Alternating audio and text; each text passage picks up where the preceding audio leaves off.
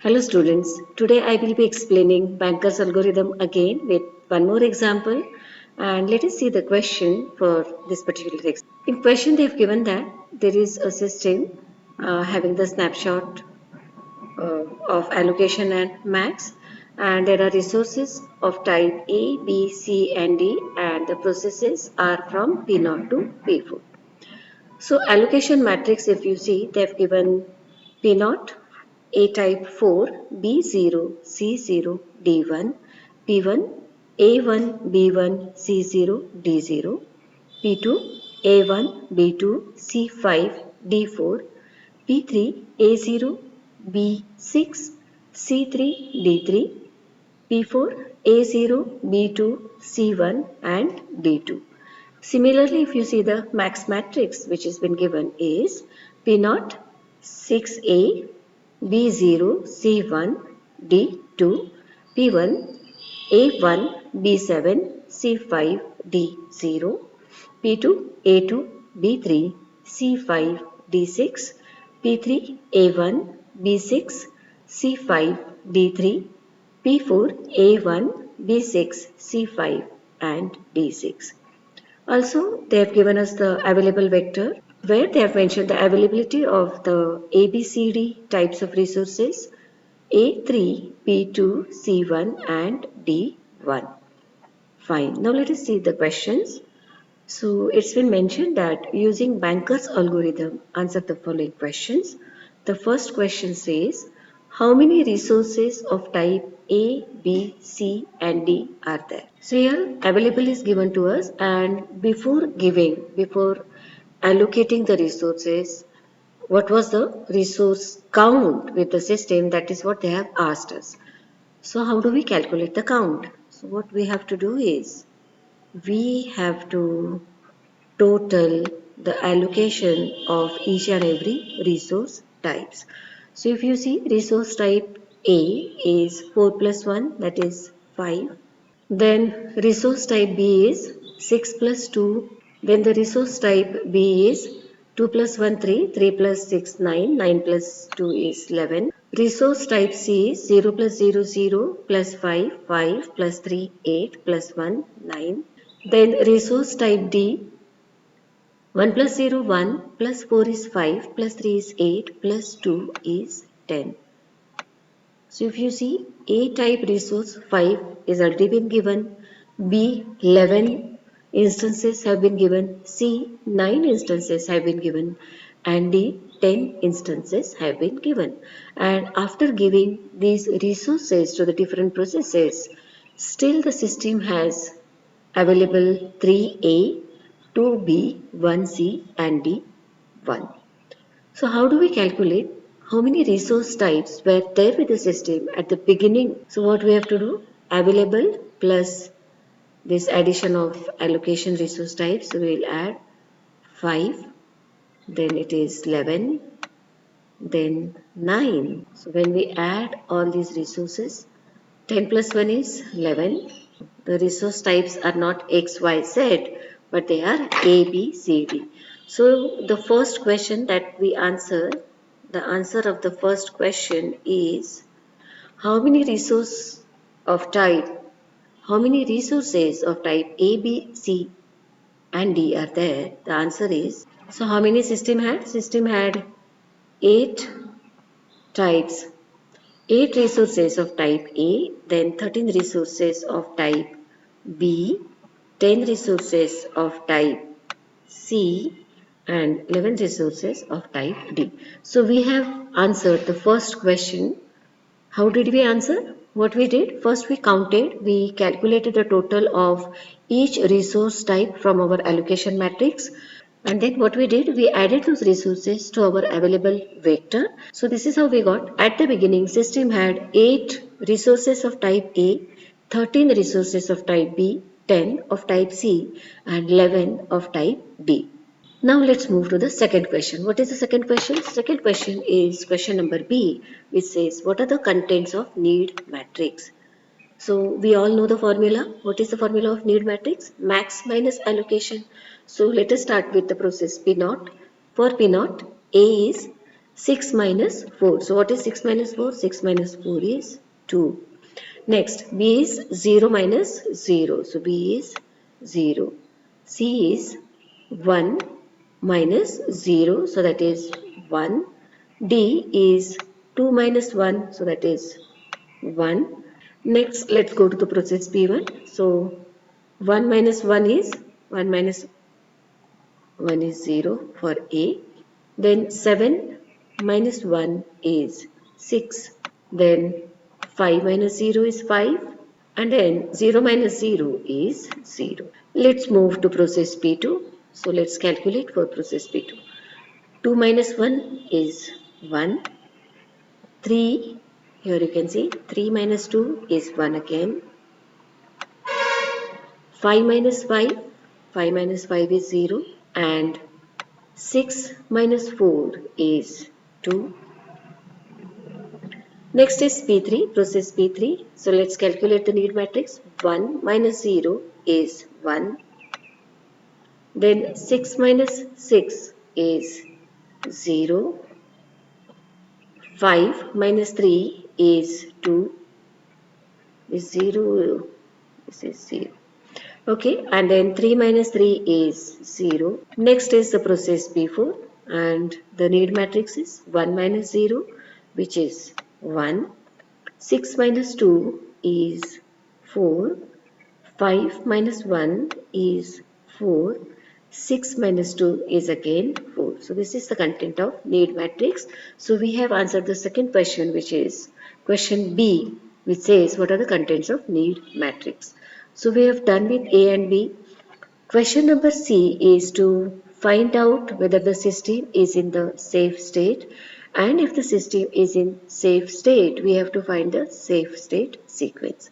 So I've copied the need matrix as well as the available vector on this page, and let us begin to find whether the system is in safe state or no. So let's consider the process P naught. What is the need of process P naught? 2, 0, 1, 1, and what is available? 3, 2, 1, 1. So what we see here, what we observe is need of P naught. I'm writing in shortcut because, as you know, like I don't know to use this, I don't know to write using the keyboard. So I'll be wasting a lot of time in writing all the sentences. So I'll write in shortcut. You don't have to write in shortcut for your final exam. Okay. So need of P naught is less than or equal to our available vector. So that means the request, this is A. So that means the request of P naught can be granted. The moment we grant the request, what we have to do? The new available we have to calculate.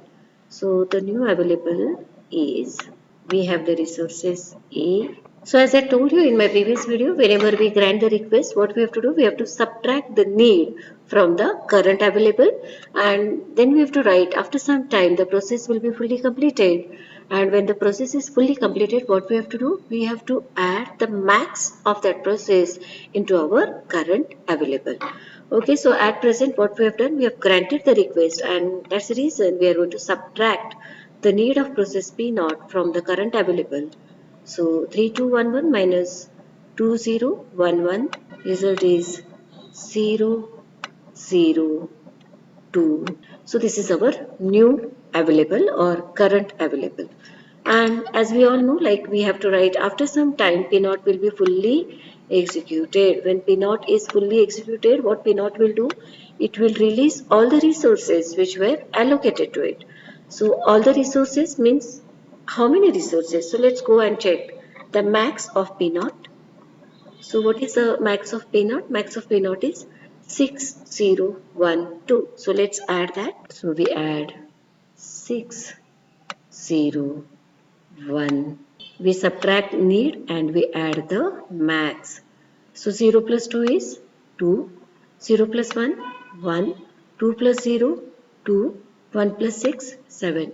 So this is our new available A7, B2, C1 and D2.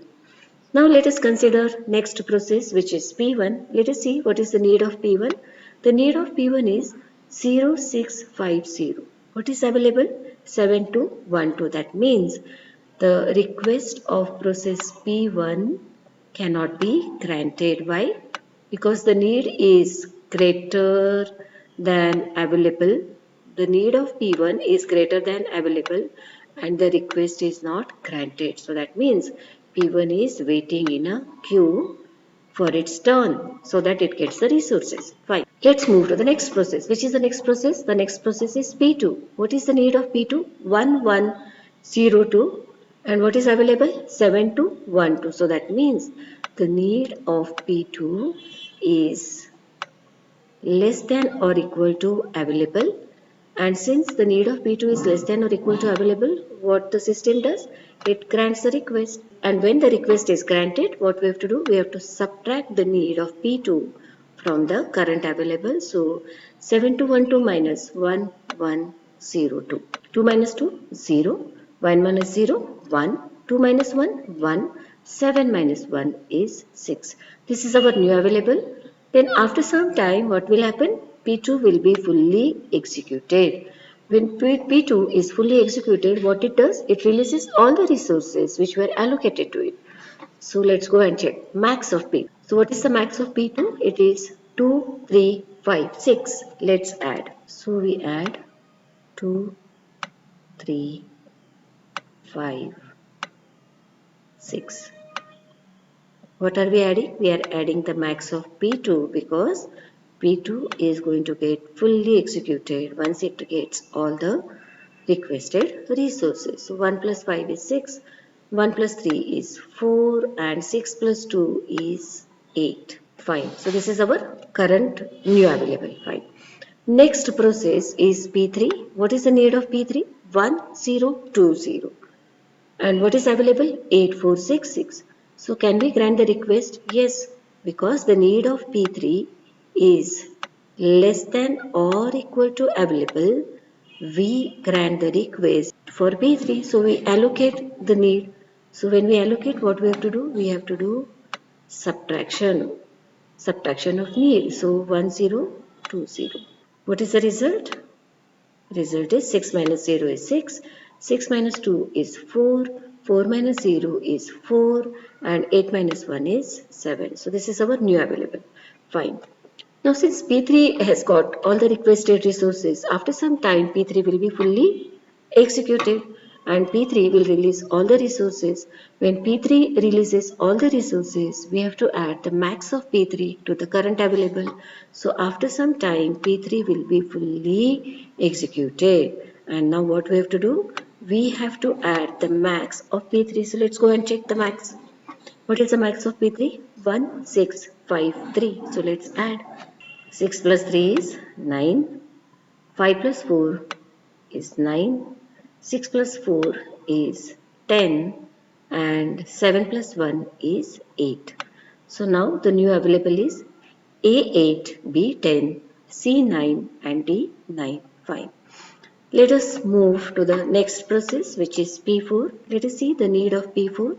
So the need of P4 is 1444.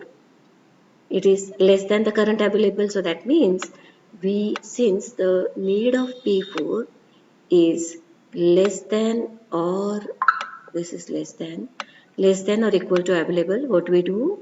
We means the system, it grants a request for P4 and request is granted. What we have to do? Subtract what? The need. So what was the need? 1, 4, 4, 4. 9 minus 4 is 5. Again 9 minus 4 is 5. 10 minus 4 is 6. 8 minus 1 is 7. This is our new available. Then again after some time P4 will be fully executed, releasing all the resources, and when it releases all the resources we have to add max of P4 to the current available. Let's go back and check the max of P4. So what is the max of P4? It's 1656. Fine. Okay, so 5 plus 6 is 11. 5 plus 5 is 10. 6 plus 6 is 12. And 7 plus 1 is 8. Is there any process still remaining waiting for the resources? Yes, process P1 is still waiting. So what is the need of process P1? 0650. 0650. Is the need of process P1 less than or equal to available? Now, yes. So, now we can say that the need of process P1 is less than or equal to current available. And since it is less than or equal to current available, the request of P1 is granted. When the request is granted, what we have to do? We have to do the subtraction. So we subtract the need. So 0, 6. This is 0. This is 0 is also looking like 6. 0650. And then 11 minus 0 is 11. 10 minus 5 is 5. 12 minus 6 is 6. 8 minus 0 is 8. This is our new available. After some time, P1 will be fully executed, releasing all the resources. Let's go and check the max of process P1. What is the max of process P1? It is 1750. Let's add. So now when we add, 11 plus 0 is 11, 5 plus 5 is 10, 6 plus 7 is 13, and 8 plus 1 is 9. So we have 9 resources of type A, 13 resources of type B, 10 resources of type C, and 11 resources of type D. So let's see whether the system had the same number of resources. Let's go back. Okay, so when we go back, what I realized is A, I'm calculating it as 8, but whereas if you see 4 plus 1 is 5, 5 plus 1 is 6. So here it was 6 and we are adding 6 to 3 and 6 plus 3 is 9 and it was 9. Okay, so it saved our marks. We could have lost 1 mark for calculating wrong resource type of A.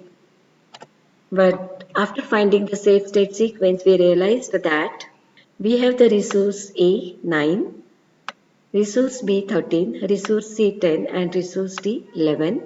And we cross-checked, and after cross-checking we realized that there was a small mistake in counting our A resource type. Now we have got the correct answer. The only thing that we have to write is the safe state sequence. So let's write. So we have found the safe state sequence of our system. The system is in safe state if the safe state sequence is P0, P2, P3, P4, P1. That's all for the day. Thank you.